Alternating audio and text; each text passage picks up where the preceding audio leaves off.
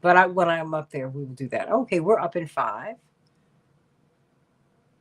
Hey, everybody, welcome to the Santita Jackson Show here on AM 950 Radio, the voice of progressive Minnesota. It is a joy to be with you, and it's a joy to welcome my dear, dear friend, Dr. Max Wolf, here today. I'm so happy to have him, of course, brilliant economist, Thank CEO you. of Systematic, thank you, professor at the New School International Affairs, uh, but just really a dear, dear friend, and someone whose mind is really a first class mind. But one of the things that I love about him and that you have loved just down through the years is that he is able to make these very complex ideas very relatable.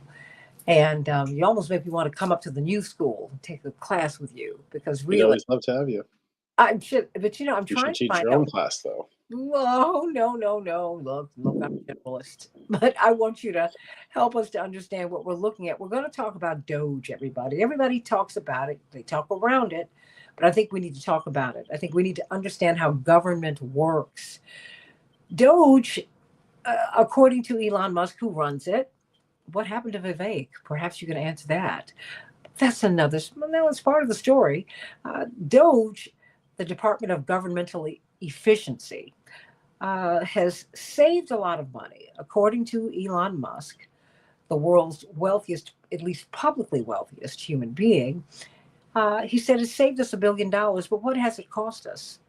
DEI contracts? Yeah. It's cost us a lot of goodwill.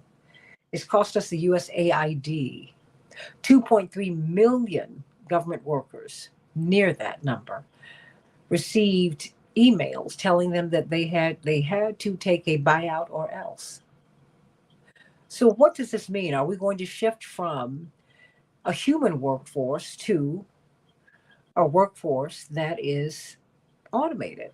Is that a good thing? There's so many questions that I have, and so I want you to join me on Blue Sky at santitajackson.bsky.social or the Santita Jackson and Friends Facebook page or the Santita Jackson Show YouTube channel. That's right. Hey, Bernadette, sending you much love.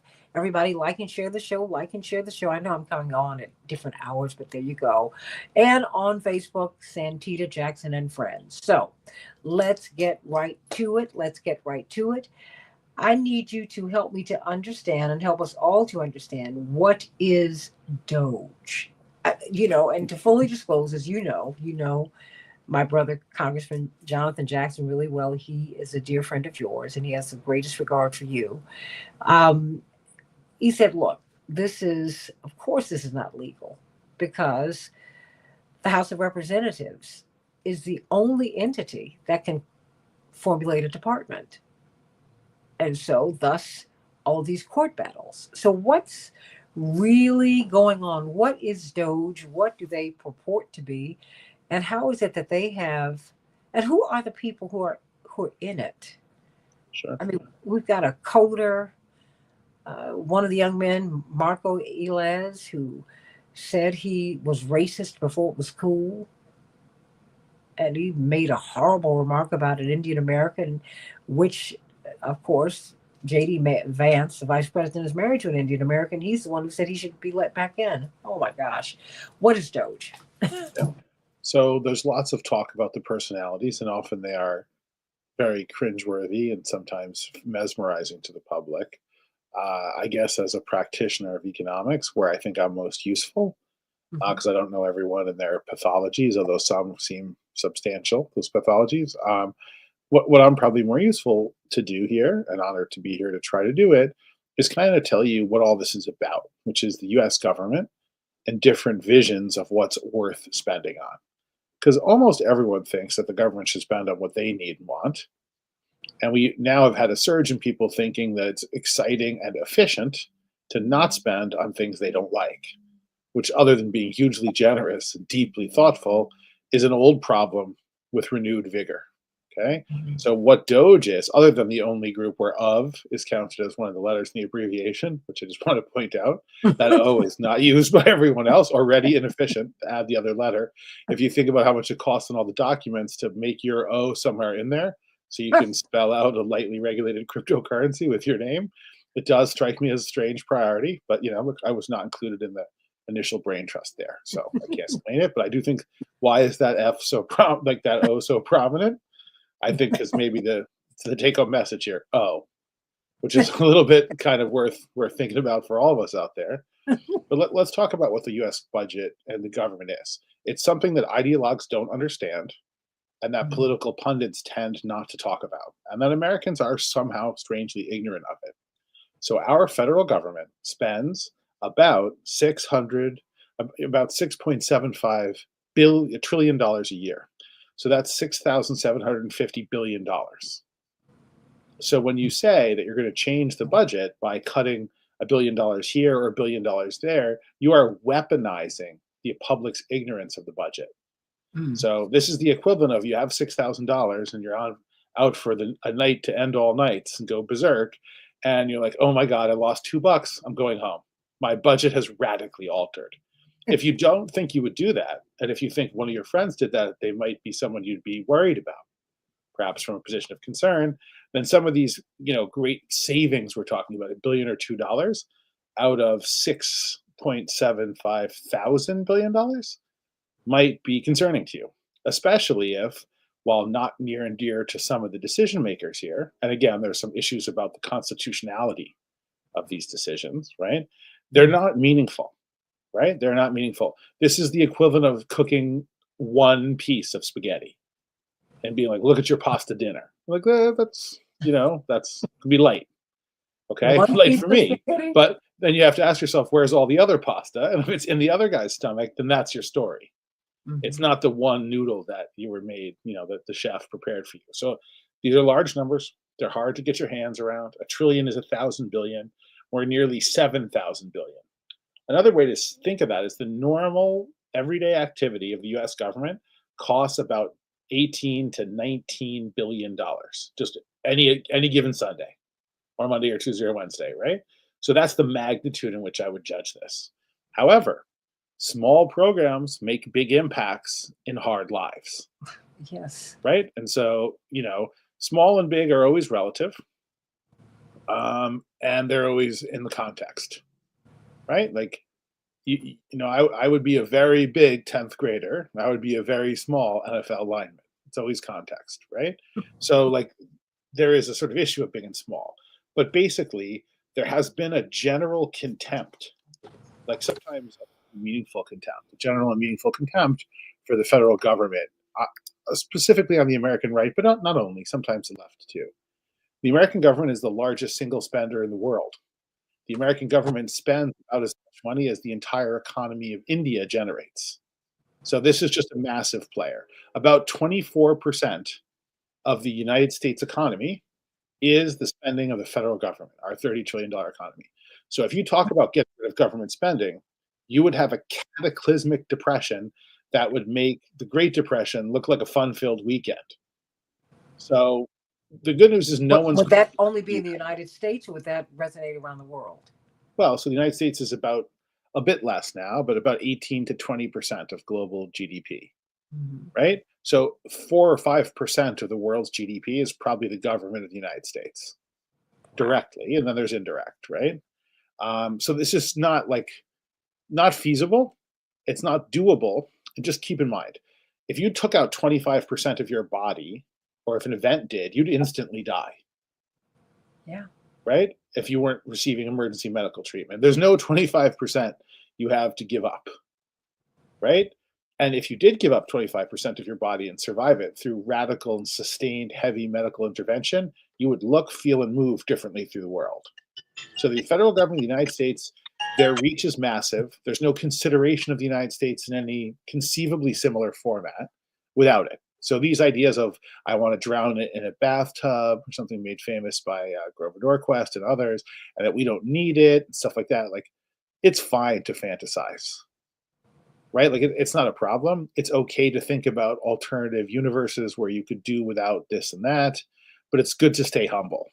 But wait, and unfortunately, we haven't done that. Well, just stay right there a hot second, because I'd like to know what the Grover Norquist and people who are of that mindset, and Elon Musk, quite frankly, what they're thinking.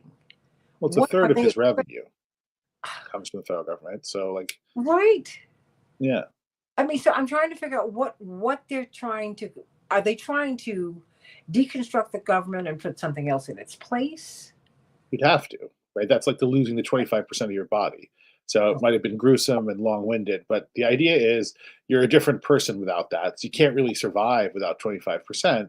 So the question is really the old story, which is it's inefficient if I don't like it. It's efficient if I do.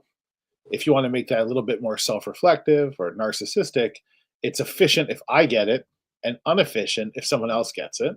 Maybe even more inefficient if someone gets it who I don't think is deserving, right? And we can say whatever we want, but in American history, deserving and undeserving comes down to looks like me an awful lot of the time, hmm. right? Now, Yeah. it's not the most sophisticated analysis you've ever heard. I'm sure your show has hosted many better, but the point is that for a lot of people, what's dangerous is unfamiliar, and what's undeserving is unfamiliar, Hmm. right? And that's unfortunate, and it's not the best we can do, and it's not the best we've ever done, but it's a problem that we've wrestled with before and will again, possibly without the best outcomes in all cases here. So I think a bunch of things happened at the same time, which are interesting, which produced DOGE or things like it, or DGE if we don't Mhm. use the O, like everyone else doesn't. And I don't want that to be the take-home message, but I do find it interesting. In any case, um, look, the the sort of denigration of the federal government of the United States is old. It's political. It comes from the left and the right, by the way. It's not just a left thing or just a right thing. Some people have good grievances. I mean, I think if you're Native American, you might look back on the escapades of the federal government and feel like they weren't always to your benefit, right? Likewise, if you're kind of a person of color, if you're an underserved veteran, there are a lot of groups that have a lot of angers to the federal government. Yeah. Some of them quite reasonable, by the way. So, and that I think everyone thinks some of them are reasonable. We may not all agree on which ones, right? But we all think that. So there's lots of hostility. But a weird thing has happened with our hostility. We've decided to pretend it doesn't matter, even though it contours every aspect of every single person's daily life in the US. And we've decided that it's just evil or just good.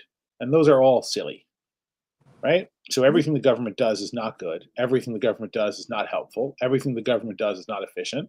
There's always room in a $7 trillion bureaucracy for an audit and for a little bit more efficiency. Like I like that. I think a lot of people do. I think the impulse, part of that impulse is smart, it's shared, it's reasonable.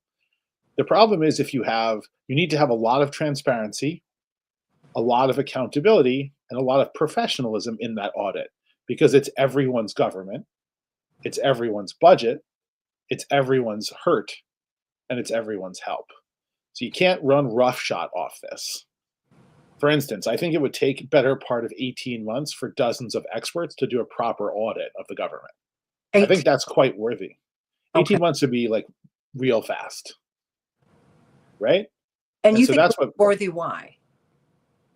because I think we don't know what we're spending our money on, and it's the people's money and it's the taxpayers' money. And I guess, look, I'm an economist, so I'm an odd guy to ask because give a guy a hammer, world looks like a nail. But to me, flows of funds are relationships, and we can talk a good game if we want, but what we spend on is what we care about, and what we don't is what we don't. And so for people to understand, hey, where does the money come from, right? What's the tax base? What's the earnings here? And what are we spending it on? I think is actually kind of essential for democracy, right? So for instance, are you comfortable with these levels of deficits because you're saddling your kids with a situation where they're going to pay a lot more taxes to pay off your overspend now? I think that's important. I don't think we talk about it enough. We don't I talk about think, that at all. No one thinks that that's part of the deal. yeah, but it is, right? So we're going to spend, $1 trillion a year on interest payments, right? So it's a lot of money. It's $1,000 billion. If you want references for it, you could give all children 5 free meals at lunch and 5 free meals at dinner and have change. You could pay for everyone's college tuition. You could do the national health insurance. You could have at least a decent, if not a world class public transit system at some point. So it's a lot of money. Okay. Um, and the question is, maybe that is what the people want. I'm not saying it isn't. I'm just saying we don't know. See, if you don't give people a menu Mm. and they don't know what they're ordering, it's hard to figure out what their preferences were after, right? whether I agree with them or not. So I think the audit's worthwhile, actually. I like that idea. I like the impulse. The other reason the audit's important is because the people in this country don't know where the money comes from either. Mhm. So they don't know how the government ends up with all that money, and they don't know how they spend that money, which means you're kind of written out of part of the core function of the government, right? But when we see these things about closing DEI or women's initiatives, because only slightly less quietly, women's rights have had a tough run of things too lately. Not just, to be honest, in this exercise at DOGE, but generally, right? But so when you decide to defund certain programs, you're saying you're not a priority, or I would like to see less of the social wealth go to you. And then the question becomes, okay, how do we make that choice?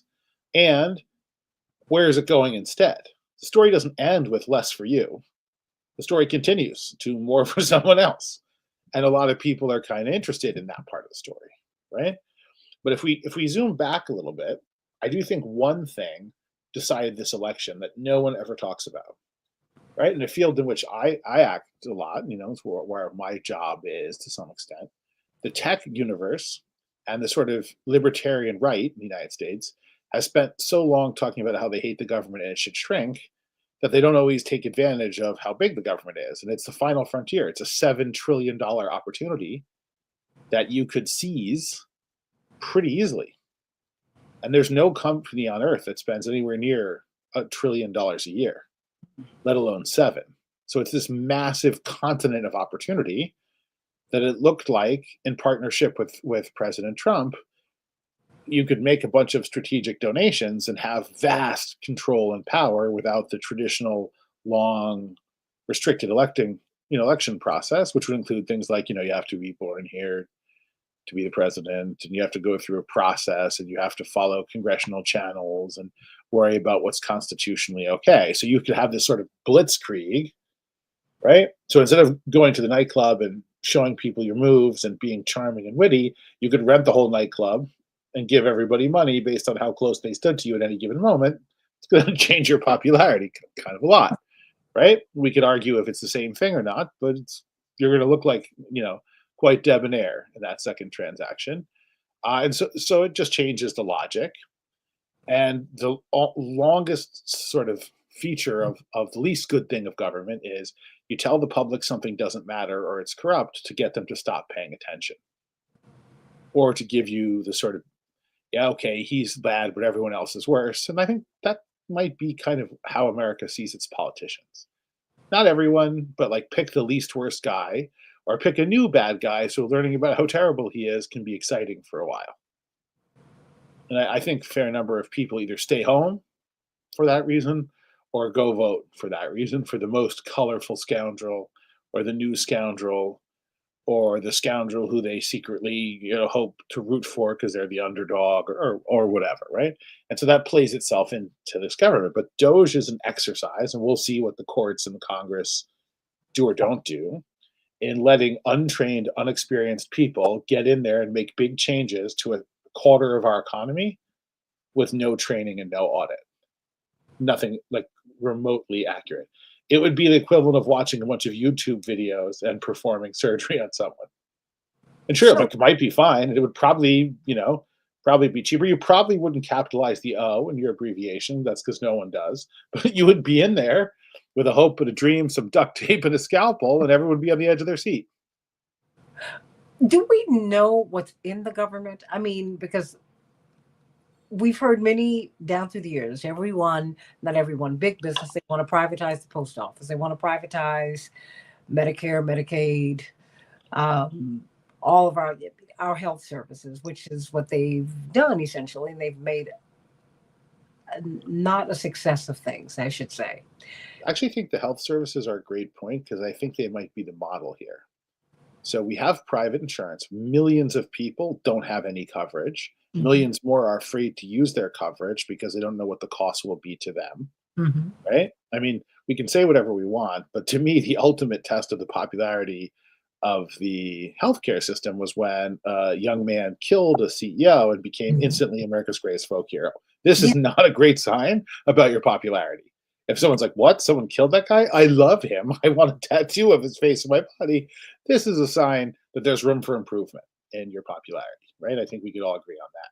So but I think it's a model for a different reason. We have a private healthcare system, but it's kind of in name only because Mm. the government pays north of 70% for American healthcare. We just don't give it to everyone, and there's a lot of profit to be had in the system. Explain that. Yeah, so in the end of the day, between Medicare and Medicaid and a raft of other programs and public-private partnerships and charitable efforts, all many of which are laudable, and lots of people working really hard to give good care out of dedication more than greed, and they deserve to be honored. I'm not trying to cast wide aspersion here, but the government pays for almost all of it, but it's unaccountable and highly profitable, right? And there's pharmaceutical companies and medical device companies making great innovations that help us all and great products, but also making a great deal of money reliably. So reliably, the healthcare is about 30% profit, and it's probably the most reliably profitable thing you can do for money in the United States. There's lots of private benefit, there's lots of public cost, and when it's all said and done, we pay way more than anyone else. And we have about the 35th best outcome. We have a pretty sick population with a lot of people with multiple serious ailments. About a third of American adults have heart disease. We have really high levels of diabetes and hypertension. And look, some of that's all over the world, but we have a lot. And so we're not breaking the top couple dozen for outcomes, health outcomes, but we're shattering all the positions to get to number one in the cost. But it's a big, partially public, partially private, massive piece of the economy where there's lots of public pain and private gain. But isn't that, I mean, look at how I'm just watching how it seems that um, our government is a big corporation that's worth a lot of money. Is So that I'd caution you there. that Everyone now says this. help me, no, Everyone help says me with this. that. Yeah, everyone says this. And I think that's part of the philosophy of DOGE that makes me a bit nervous. The Hmm. government's job is to lose money so our private for profit companies can make money. But that's not what they're saying, right? No, they have a story. And the story is they have a vision of the government that is aggressive and doesn't waste money. Mhm. However, not when it comes to their government receipts, which are not Mhm. looking forward to real strict auditing on that and stuff like. Look, the government is there to function as a social guarantor. Okay. The real role That of the that's government. what I'm thinking, but that makes me a crazy, loony liberal, right? A progressive. But I'm like, you're not in the business of making money. Or you said it's a social guarantor. Explain Yeah. that. So look, I can't do equal justice to all opinions of the world, right? I have my biases and shortcomings as an analyst, but everyone agrees the government is not there to make money. But then people who like to beat up on the government say they're beating up on the government because the government should make money. The government is not a for profit corporation. Private for profit corporations don't want to compete with the government, right? Like, find me a company that wants the government to provide a not for profit solution that does what they do, and I'll find you a very small room with lots of empty seats, right? This is not going to happen, right? Mhm. And also when there's a recession, so I look at 2020 when we had COVID related difficulties that were substantial in the economy, the government spending soared up to bail out private companies and help individuals and schools and institutions, right? We don't Is the government going to make only for profit roads, for profit hospitals, or for profit defense? If someone attacks us, they're going to call and be like, "Hey, you're 3 weeks behind your taxes. We're going to push you to the front line to take some shrapnel." I feel it's unlikely, right?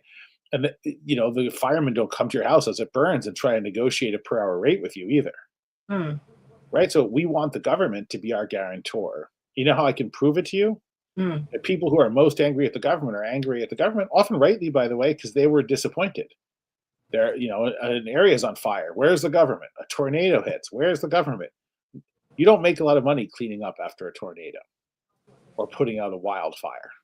You don't make much of any money at all. In fact, you probably spend money and get nothing back. And I think on some level, most of us agree that's a good thing, right? Now, some of us, rich, poor, and otherwise, left, right, and otherwise, fantasize that we don't need the government. right? And we have a really sort of problematic version of this as a national disease now, which is everyone Mhm. wants to imagine that they're a behemoth astride the world and all their failures are external and many of them are by the government, right? But the truth is, you didn't teach yourself how to read and write, at least very Mhm. few of us do.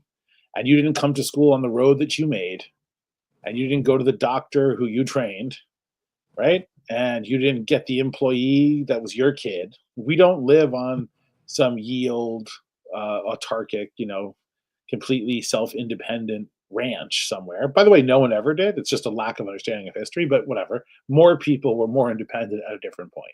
So we have this idea that we can not get along with other people, not learn from them, sacrifice alongside them, help Mhm. them, be helped by them, and that will be okay. And our problem is that we socialize with these other people and they're different from us. But the truth is, that's not how it works. We all want a strong military, we all need infrastructure, right? And I think the government should be held harshly to account on failing those things. Public infrastructure, public health, public safety, schools, those things are important. And that's what we elect politicians to do. The problem becomes when you elect politicians to be wild and exciting on TV, and you blame the government whenever anything goes wrong. Because once they figure that out, it's like if you have a couple of brothers and sisters in the house and one kid always gets blamed, the other kids just go wild, right? Because they know what's going to happen. And so, yeah, I feel like we have a little bit of that nationally. And if you elevate a relatively inexperienced party that's hostile to parts of the culture and the government, then they'll go about trying to change those. What's interesting about DOGE is there's some really good ideas, no doubt some smart people around there, Mhm. but at times it looks like people with little or no experience might be just pulling wires out of the engine to see what happens. And if that's the bus we're all on, it's a little scary. It's a lot scary, Or but it's a lot scary. which takes me back to government as a corporation, because to me it appears that that is how they're looking at it. They don't look at it as they don't view this entity as a social guarantor. They don't view it as really the vessel for the common good. In fact, I don't know if they even see a common good. I mean, I'm not here to personalize anything. Everyone knows who watches this show that that's not what I do. I'm trying to find a way. I'm trying to find out how the government works, what it actually is, and how it is that we're going to get out of this debt. I mean, Yeah. that's one of the things that my mother, who is like, no, nothing happens, nothing has ever happened in the Jackson family except through her. As my father said, I have not signed a check in more than 60 years. I have been with your mother. She handles it all. She decides what is what. So Mhm. her thing is Santita. We have more than $30 trillion in debt. That is unsustainable. It is. What are we going to do? She said, I hear you all. I hear all these wonderful ideas everybody has. But the debt is unsustainable.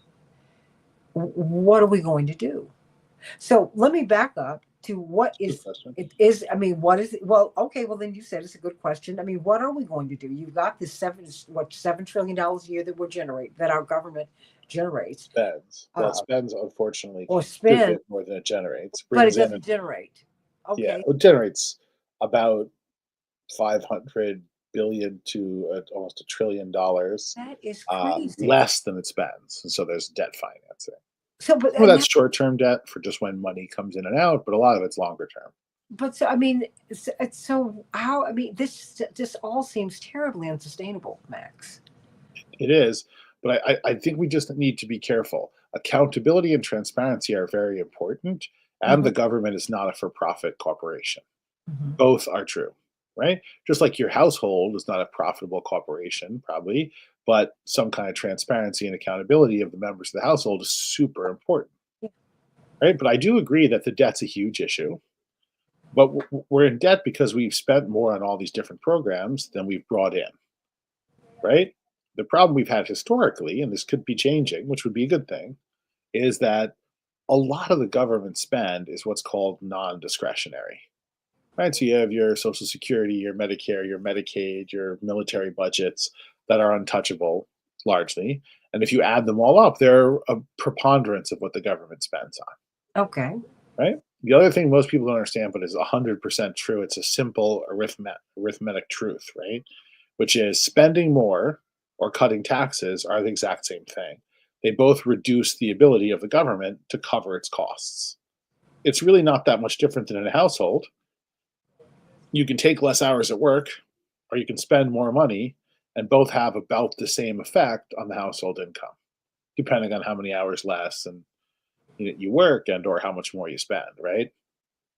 But if you quit your second job, right, that's basically the government slashing taxes. It cuts the income. Or if you buy a new car, it jacks up the costs, right? So they kind of work similarly. People don't seem to really understand that. But if you're not cutting spending, which we haven't done, and you're not raising taxes or you're cutting them, which is mostly what we've done, you create this deficit. There's nothing mysterious about this at all. This is as mysterious as that you have 22 glasses of water at lunch and you're going to need to know where that bathroom is. It's not the edge of the seat sort of nail biter scenario here. Is the answer, see, Renee Criswell brings up Right. something very important here. The U.S. Postal Service Mhm. had been making money until they sabotaged it. In 2006, Congress passed a law that imposed extraordinary costs on the U.S. Postal Service. That's true. I mean, their pension plan was paid for, and it has been rated. The Postal Accountability and Enhancement Act required the USPS to create a $72 billion fund to pay for the cost of their post-retirement health care costs. I mean, and that they had a system that actually worked, Yeah. but they unplugged it. The mail sorters, many of them were disabled. These people, I mean, I know the my postal workers who come by my building, they're working harder than ever. I mean, and I mean, it's like their workload was increased multiple times. Okay. And because it seems like these business persons saw an opportunity, Dr. Wolf, and they said, "Oh, we can make money here." I mean, that's what I mean about all these different entities where it seems like these business persons have been looking for opportunities to make money off Sure. of us.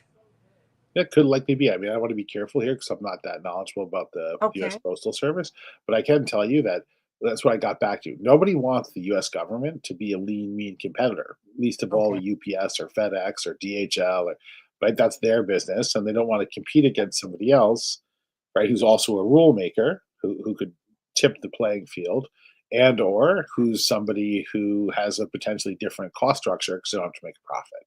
So that's always out there. My understanding is that the postal service also, which is common with big bureaucracies and governments and also large legacy older businesses, was maybe slow to adapt to some changes, right? It's Okay. also possible that the change in how much people use electronic versus physical mail and how much private delivery of packages we have, that all probably had a big effect here. And the last thing is the US Postal Service is part of the US government. It's not a for-profit organization. If part, and my understanding of this is correct, part of it was a way to find a good job for people who had nobly served the country, combat veterans particularly, and that employing as many of them as they could was a kind of sacred purpose of the postal service, then that's the thing. But a private company isn't going to do that, right? They're not going to say, "Hey, I'm going to over index to combat veterans because I want to make sure those people have a decent pension and health care because it served the country," right? But that's something the government can do. Most people, again, I don't know, so I haven't seen numbers, but my Hmm. guess would be most people would support that decision to Yeah. hire more people who serve the country and make sure they have a living wage and some kind of medical coverage given what they've already sacrificed on behalf of the country. Other thing is that the postal service was a way for traditionally marginalized groups sometimes to work up into the civil service, Yeah. right? So they cast a broad net. Again, might be of very high value to a lot of people in the society, but it's not necessarily a profit thing, right? You're not going to make the most money that way, but that's what the society believed in. Just like you're not going to make money on a park, but you believe in it or you don't, right? So there's legitimate dispute here that we can have out, right? Which is, hey, do we believe in public goods, right? I think this moment's a hard one, and I'll tell you why. Mm. This moment's a hard one because there's enormous pressure and pain in the former middle and lower middle class in the United States. And when there's enormous pressure and pain, and a lot of the changes that have come in the last 30 years or so have left them poorer and more vulnerable, they're kind of angry and they want their turn to get help from the federal government, which is totally legit, makes sense. They paid the taxes and they were promised this by politicians left and right, Democrat and Republican, for a really long time. So they're pretty angry now. If you're not going to give them that, you're going to have to give them a pretty good story because they're pretty mad. The story that they, folks intentionally like again in the United States often, which you started with a little bit, is people like me should get more, people like them Mhm. should get less. Problem with that is that's not terribly uniting, and it can lead to political problems. And in a place with a lot of anger and a lot of poverty, say like this one, that can also lead to political unrest. And so it has to be pretty carefully managed, right? And one of the oldest sort of ways to try to manage it is bring in a bunch of experts who are not accountable and somewhat secretive, have them do everything fast, and then give people back what they're most angry about going without. Do you That's think a model of modernization. It's not gentle, it's not always successful, but it is a model. is that the model that we have now? I think that's the model that's sort of being tried. Yeah, that's what it looks like. Do you think that it will work? No. I mean, look, so it's a much harder, smarter question than you think. Will it work depends on what you think it's supposed to happen, right? So if you think the government is supposed to help us move quickly toward a new reality where it's harder and more competitive and more dangerous to go to work, but impossibly difficult to survive if you don't, yeah, then this is spot on. If you think the government is there to help take care of people and soften the blows and mitigate some of the ups and downs of the economy, then this will not make you happy, right? Like in other words, if you voted to get lower egg prices, you might be pretty angry now. If you voted to get as a company to get lower regulations or lower taxes or a bigger piece of the federal budget, you might be happy now. So it depends on what you're into, right? Like, if you think you're not successful out there because of immigration or DEI programs, you have something, I guess, to be happy about. If you think you're successful because you are benefited by those programs, or you believe those programs are necessary or uniting to the country or progressive, then you're not happy, right? So it sort of depends here, right? Like to me, there's some really stark choices here, like just a citizen, which is to me, I think as soon as you take away healthcare rights from people and or self-determination of the body, particularly from women, you've made half the population a second-class citizen. To me, there's no hat you can put on that pig that makes it look good to me, right? But there's other people who think it's a good idea, and they'll be happy, right? So I don't know if there's right and wrong here. There's different opinions. What I think is wrong is not telling people that they're what's for dinner. If you invite them to the party, you should let them know if they're what's for dinner. Otherwise, I think there can be some heartbreak and some anger. Don't you think that's what we're seeing now? I mean, because I think I see the Temptations had a song, Ball of Confusion. Okay. That's what the world is today. Hey, hey. I see a lot of confusion because most of us really do not know what is going on. We just know that nearly 2.3 million people were told don't come back to work and you Yeah, take by a the way, buyout or else. I mean, but without knowing what they do or if the government can function without them. yeah, So but there's two different things, right? One yeah, is a bad plan that could be, but the other thing is that it's terribly executed, and it's hard to pull those strings apart. Like, hey, is this a really bad idea, or was it really badly executed, or if we're really lucky, both? You know what I mean? Like, yeah. there's a reason that you won't let your cat drive you home, right? And it's not just because you're a jerk, but you maybe don't think the cat's up to it, right? And so spending a lot of time critiquing how, Mittens operates the vehicle is a strange idea, right? So the way I would see it is more like this. People have come to expect a certain set of rules, and we threw those rules out the window. That's perceived as chaos. And Mhm. I don't say this to be haughty or dismissive to anyone, but I don't think people paid much attention or knew how it worked before either. Oh, So I yeah. don't know if it's that much more chaotic or you just realize how chaotic it is. But you don't pay attention to it as long as I'm getting my check and I Yeah. wake up, the lights are on, things are running as I expect that they will run. Mhm. But that is not happening. Now people can't go, they're told not to go back to work. Now you've got an Look, it's agency a that, crisis in people's lives and communities. It's very yeah. painful and it's going to hurt a lot, right? If Mhm. majority of these people getting let go, but we don't know for sure. If a majority of these people are getting let go in communities who are serving communities that are already desperate, then Mhm. we'll see really brutal loss here. And I think that might be part of it. The way I see it again, so strange for you as an economist, there are kind of four pillars that have supported the struggling middle and lower middle class in America. And we're at least experimenting with kicking out all of them at the same time really fast. Right. And so as a Mhm. macroeconomist, that's very alarming to me. And it has an incredibly low success rate.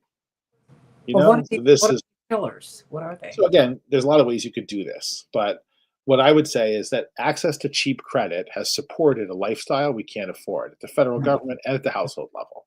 Mm. If the US menaces and loses relationships with friends and international capital markets, then that goes away. Then it becomes much more expensive and difficult to borrow pretty quickly. So that's one. Also, if getting rid of things like the Consumer Financial Protection Bureau could be risky there because people will be scared of credit and they'll be unregulated and predatory more than it used to be. Right. So that can be a challenge as well. So credit's one. The other big one is government programs. That's where you get second chances, whether you like it or not, right? That's your unemployment insurance. That's your Medicaid. That's your job retraining. That's your tax credits, all that stuff, which is on the chopping block. That's how you get back on your feet if you get knocked down, right? And there's also this popular imagination you get knocked down because you're kind of a drug addict or something. But the real reason people get knocked down generally is they get divorced or they get sick. Mm. Right? And very few people think it's a lifestyle choice, but I just want to have the leukemia lifestyle. So, like that's probably not a lifestyle choice if you think about it much. Likewise, when marriages fail, it's painful for children and husbands and wives, and probably not something people do for with the financial benefit or whatever. It hits hard, especially the women, especially if they have young children. So it's a Mhm. big financial impact. So I think the government programs and regulations soften the blows. We're hitting those. Potential for the cheap credit to go away is really big. And then what economists like to give the sort of antiseptic name of labor arbitrage. Yeah. And that is what makes Americans artificially wealthier is really cheap products from poor countries. And that's what people buy here. If those get tariffed and trade warred away, you lose those. Prices pop up. That's inflation sensitivity. And then there's an internal version, internal to the country, which is hyper utilization of like vulnerable low income labor. So people without papers, Mm. right? So if you're deporting the people without papers who work too hard for too little money, if you're tariffing and preventing some trade because it's undercutting American producers, might make sense in the long term, might have value, but it'll raise the prices, right? And particularly for food, which is a high sensitivity area, right? But not just food, but particularly for food and basic household goods, stuff like that. And those hit lower income households, those changes pretty hard, right? And if the last big pillar for me would be public education, a way up out of your situation, Yeah. right? Then, and public transit, then you're losing your subsidized public transit, your better public education, your Mhm. subsidized food, your subsidized products from other countries, your access to the credit markets at the same time. Is the government our subsidizer? One of them, Okay. yeah, the government's a subsidizer of whoever it chooses to subsidize. So one way to rationalize the government more is to subsidize the people in charge of that process more and the people not in charge of that process less. I would sort of go back to the male female analogy. Most women at some point in their life realize the guys who announce that they're going to protect you, whether you want it or not, are the most dangerous people you'll ever meet. Right. Right. And in this situation, I don't pretend to, I have lived as only one gender in my limited life, but I don't pretend insight here. But, I do think it's probably a good social analogy for a bunch of people who you didn't maybe understand that well, who are going to save you. They're always dangerous, and so you might have that now, and that's true right, left, center, before, and now. Mhm. Well, I'm really trying to see where we go from here. Um, we're looking at tariffs. I mean, every day we are being information is being thrown at us that we really don't understand, Dr. Wolf. I Yeah, mean, the tariffs, people are like, okay, at the end of the day, what is it going to cost me? Well, the way you explained it, I really don't get it. Um, as you're cutting these programs, as you're making these cuts in government, what's going to get cut? Who's consulting me? I yeah. want to make sure that I'm not cut. Is what goes to me inefficient and what goes to you efficient? This is Yeah, the question I'd ask every day. but it seems that it's the people who are getting cut, not that it's a term that might be a little overwrought at this point, but just for the sake of the discussion, the oligarchs, they're Sure. making more money than ever before. And It's been I'm not true for a against long people time. I making mean, money. I just don't think you should make it at my expense. I mean, I think I'm with you. I think you should have. I think you should audit everybody, the government, the Federal Reserve, everybody. Audit. Everybody yeah, does. it makes sense. Okay, Look, that has to be accountability is said. important. One thing Right. we've learned is Mhm. that self-regulation has a very mediocre track record. Well, who could audit the government? I mean, if they're The going to do government. the forensics on this, the government. Yeah, How's the that? government's going to audit the government as a general rule. And Okay. there are different government agencies. That's how it works now. It's balance of powers and checks and balances, right? The judiciary and the legislative and the executive, they kind of audit each other. The idea is that you have different levers of government that are independently operating from each other and not beholden to each other, and that they can keep an eye on each other. And then the people do too, right? The founding fathers were big on this. If the government becomes a threat to the people need to become aggressive and reining it in, Mhm. right? I think right, left, and center, there's a long history of that too. I mean, it can take a perverted version, but I would say that a lot of gun rights activists, that's the core, right? Their belief, which I would tend to agree with, is that they don't want to be super beholden to the federal government. Right. Which I think is smart actually, and history is pretty kind to that insight. Where I think I might not disagree with them is a private assault weapon is actually not at all useful for fighting the U.S. military, but is highly effective at terrorizing a classroom or a steakhouse or a restaurant or movie theater. Right. So I understand the impulse. I think it's pretty correct. The way it comes out, maybe I don't agree with on across the board. But like I get it. I think people are afraid of the government. I think look, I also think it's a religion, Hmm. right? The government will save me is a religion, and the government's the problem is a religion. And so these are hard things to talk about without stepping on deeply held, often not all that examined beliefs. Right. And I don't mean to offend Mhm. anyone here, but like nobody walks into church on Sunday and be like, let's talk about the really bad mistakes Jesus made. That's not going to be a winner. Right. No. Like that's probably not going to be super well received. Right. In any faith. Yeah. It's No. probably like you're probably not moving up to the front, right? So the point is, once you get someone in a deeply held, maybe not all that critically examined theory, if you start to talk about it, you press a lot of nerves, and then people get angry, right? And then we're in the business of being outraged at each other now at the highest levels, and that's the core of our media business. So then it just sort of falls into this extreme polarization funnel, which isn't helpful. I mean, but I do think the federal government of the United States is the keeper of the social norms. In the lonely hour of the last instance, right? So you can take an aggressive political science background. I don't have that. I'm an economist, right? But they'll say, hey, the government is unique because it has the right to use lethal force, the legal right to apply maximum punishment and force.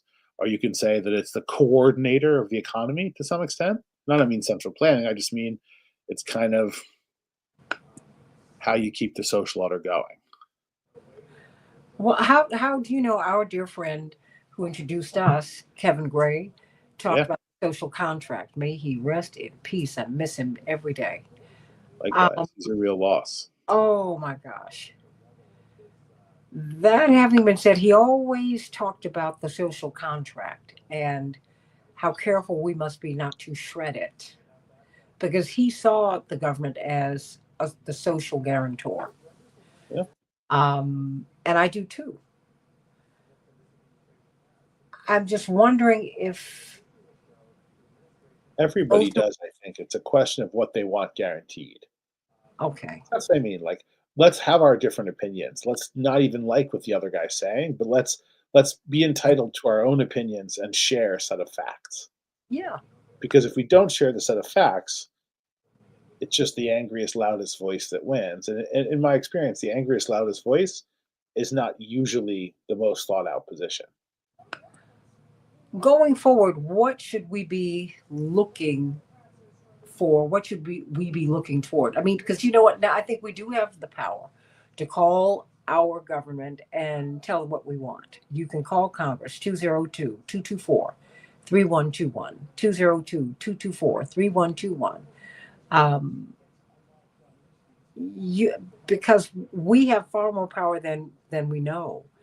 I mean, what is the path forward? Yeah, Because to me, yeah, because we're I think some people feel empowered, some people feel just angry. yeah, Because you hear that somebody has access to your social security number, your most personal information. You don't know who these people are.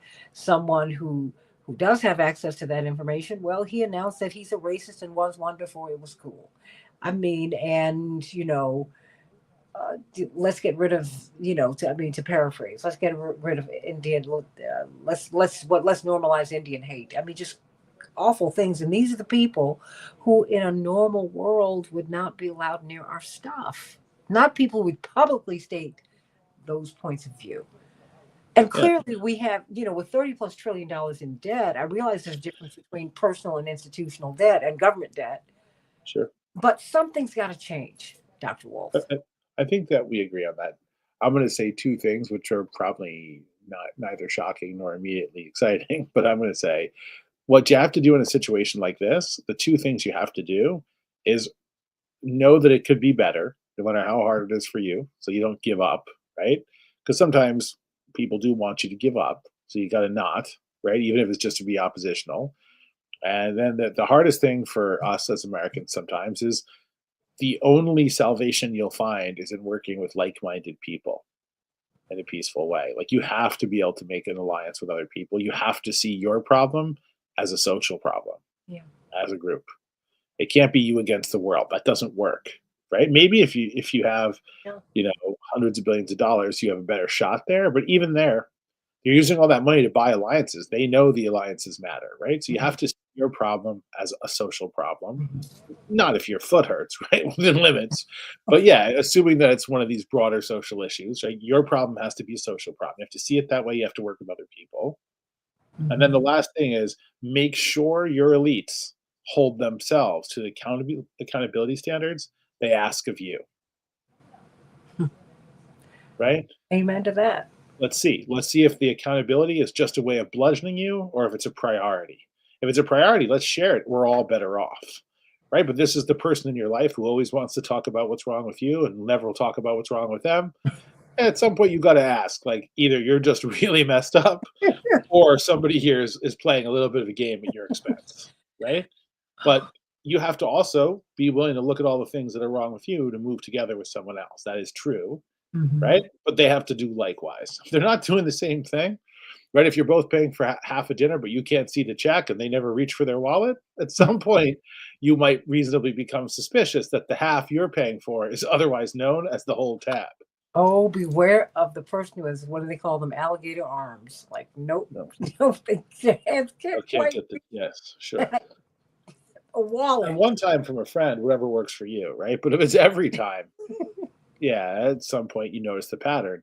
And the other thing is, like, institutions are neither friend nor foe. They don't have Mm, yeah, personalities, yeah, right? They're run by people, and those people have agendas. I yeah. do think it's important not to make it personal and not to look to personal violence or animosity or I revenge. agree. It can be hard, but if you go down that road, we all kind of suffer, right? And I do think there's a lot of anger, there's a lot of disappointment, and I don't know where it goes. It usually goes one of two places. People either turn on the person they thought was their savior when they were wrong, or they have to be fed a diet of scapegoats. And that's a lot of damage. And that's Yeah. historically a temptation. It's a lot of people being victimized, right? And then the last thing I'd say is if you don't have an incredibly rich social life and you read too much history, sorry, I know it'll be hard for your audience to believe, but I can be reasonably accused of this. Then you'll realize that societies shatter along their fault lines. Absolutely. People look for the usual suspects. And if they're comfortable seeing women as second class or people of color or immigrants or city dwellers or country dwellers or former addicts, however it expresses itself, Mhm. countries break along their fault lines. Yes, they And do. so in tough times, it's important not to find yourself, if you can, just following floating with the tide in a bad direction, right? Because as they say, dead fish float with the tide. Dead fish float with the tide. And you do break apart on the fault line. Everybody, let's start Historically, listening to, well, let's start listening to each other. Let's start talking with each other. One of the things that I've learned in my life is that, you should arrive at conclusions, not jump to them. And everybody's got a point of view. And it really does. And they really do matter. They yeah, do. I mean, there's a reason that we've all survived to this point. Our ancestors all got us here. And so we need to understand that, and we need to share this planet and the same set of facts and come to your own conclusions. But let's give each other space. We've got to do that. yeah, And I just, if I want you to close this out. yeah. I'll start by reminding you of the smartest, hardest thing that I've learned slowly through a series of pretty substantial errors, some public. Mhm. But yeah, the assumptions that we make are important, but they have to be interrogated. Because if you're not willing to interrogate your assumptions, you don't learn. And the people around you don't either. You oppose each other. And Mhm. however hokey that sounds, that's a whole lot of sound and a whole lot of friction and not that much light. Mhm. Right. And so you got to sort of look at that. People aren't necessarily out to get you. They just have a different vision. And that vision might kill you. So I wouldn't Yeah. blow it off.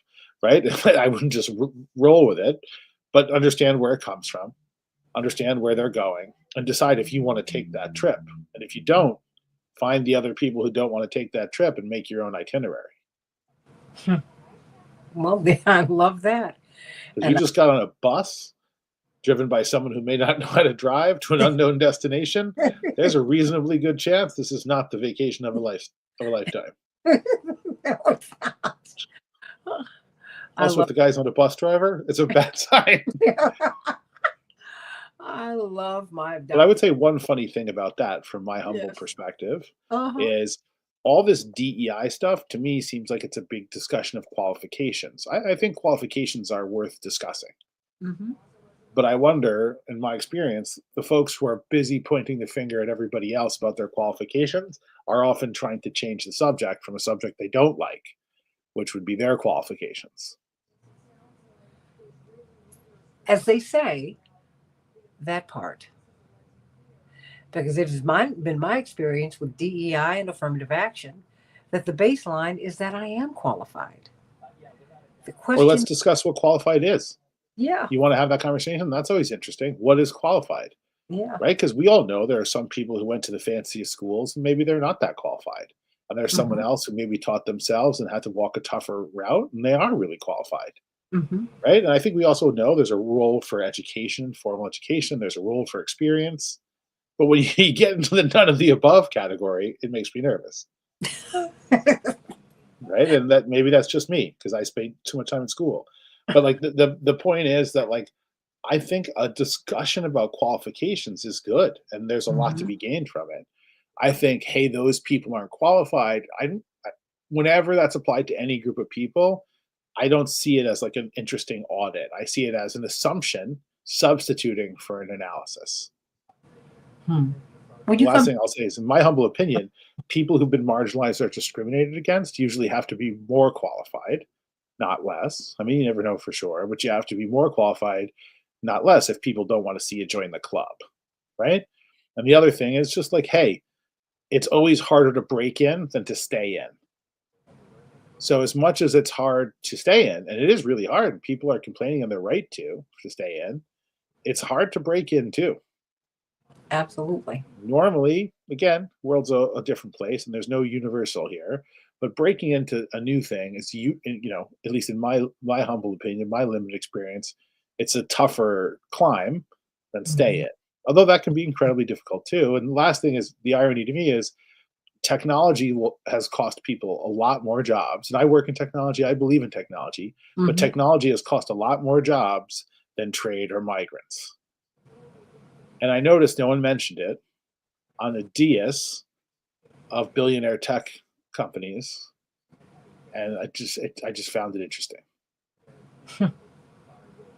Dr. Max Wolf, everybody. Dr. Thanks, Max everyone. Prod Wolf. Oh no, just absolutely brilliant, but more than that, wise. And more than that, he's a really good person. I guess in your tradition you call it a mensch, Yes, but you're when I good. got the meds right, maybe that's what they say. That's all right, but Right you dosage. know, That's no, no, you're a good person. You are. That, unfortunately unmedicated.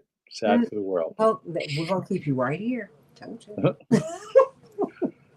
But yeah, he's always a good. pleasure. You always have better questions than my answers, so thanks for putting up with whatever ham-handed attempt I make. Now you see why I love him, everybody. Santita Jackson, AM 950 Radio, Voice of Progressive Minnesota.